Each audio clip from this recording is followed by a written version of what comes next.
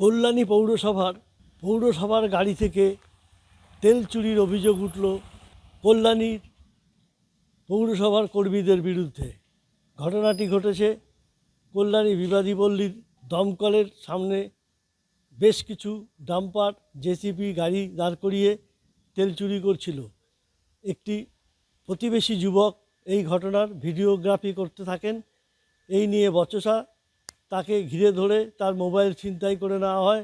বিষয়টি বিধায়ককে তিনি জানালে বিধায়ক ঘটনাস্থলে আসেন এবং সেখান থেকে কল্যাণী থানায় একটি ডায়েরি অভিযোগ করা হয় ওই তেল চুরির ঘটনা নিয়ে এবং তার মোবাইল ছিনতাইয়ের ব্যাপারে।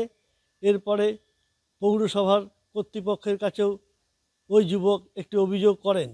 ঘটনা তদন্ত শুরু করেছে কল্যাণী থানার পুলিশ এবং পৌরসভার পৌরপ্রধান বলেছেন বিষয়টি ঘটনার তদন্ত করে দেখা হবে, যারা এই ঘটনার সঙ্গে যুক্ত তাদের যথাযথ ব্যবস্থা নেওয়া হবে। আমি এখনো পর্যন্ত সেইভাবে কোনো তথ্য পাইনি এই জাতীয় ঘটনা ঘটে থাকলে যেরকম আইন যা আছে সে আইনের পথে চলবে।